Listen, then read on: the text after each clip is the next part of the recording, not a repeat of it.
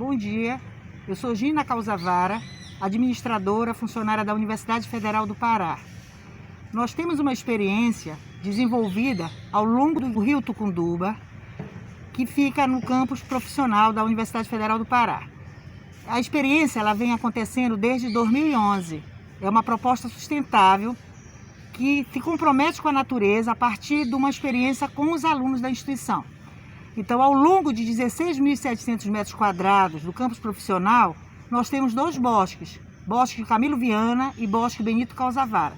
É uma área extremamente estratégica, é uma área de grande visibilidade, com um histórico interessante por ter sido plantado as primeiras árvores nos acolhimentos dos calouros, os trotes ecológicos da época. Essa proposta visa chamar a atenção para a questão dos resíduos sólidos. Então, nós aproveitamos todos os materiais, porque na verdade nós consideramos que não existe lixo. O lixo, aquilo que você descarta, que você abandona, pode ser justamente aquilo que a outra pessoa precisa para executar o seu trabalho. Então nós reaproveitamos absolutamente tudo. Um capacete de obra que passa da validade, uma estrutura de um computador, uma grade, uma madeira de demolição, garrafas PET, pneus, absolutamente tudo.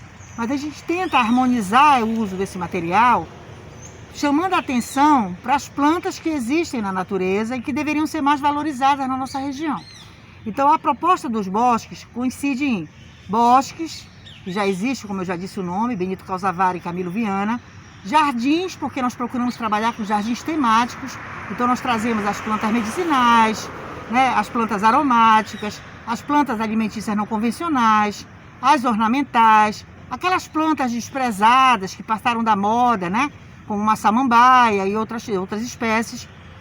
Pomar, porque tem uma quantidade grande de fruteiras plantadas na área. Horta, porque nós trazemos as alimentícias também. Isso tudo centralizado em quê? Um espaço de convivência. Porque dentro da academia, nós temos que trazer a conexão entre os alunos, a natureza e as boas práticas acadêmicas.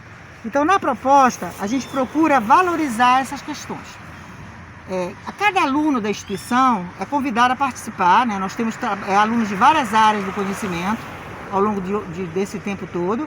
Atualmente, nós estamos com alunos de Engenharia Sanitária e Ambiental, de Artes Visuais, de Farmácia, de Educação Física, Engenharia Elétrica, Estatística. Esses alunos, eles executam essas práticas dentro da instituição a partir de experiências que eles se propõem a construir. Porque o aluno, ele tem que exercitar as atividades, ele tem que encontrar um interesse pelo meio ambiente. Então, a partir dessas práticas, ele consegue perceber melhor de que educação ambiental não é só palestra, não é só fala. A educação ambiental, na minha opinião, ela deve ser materializada, ela deve transformar realidades. Então, um monte de lixo acumulado na cidade, na verdade, é um instrumento de educação ambiental. A comunidade ela deve ser estimulada a transformar aquilo ali, ou para coleta seletiva imediatamente, que é o ideal, ou então reutilizar, reaproveitar o material.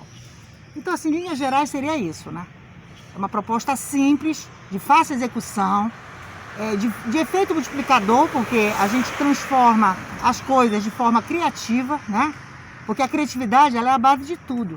Só que não existe criatividade sem trabalho. Você pode ser a pessoa mais criativa do mundo, mas você não pode só ficar falando naquela questão. Você tem que transformar aquilo ali.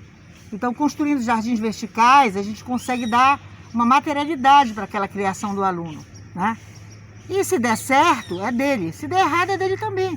Porque a gente tem que aprender experimentando. Para isso é que existe a universidade.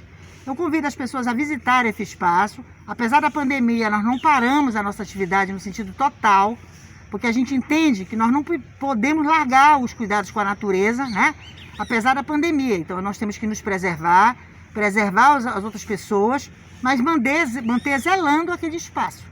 Nós estamos passando por um momento delicado, difícil, complexo, Mas com os cuidados devidos, a gente não pode largar a cidade, largar a instituição, entrega a sua própria sorte, apesar da pandemia.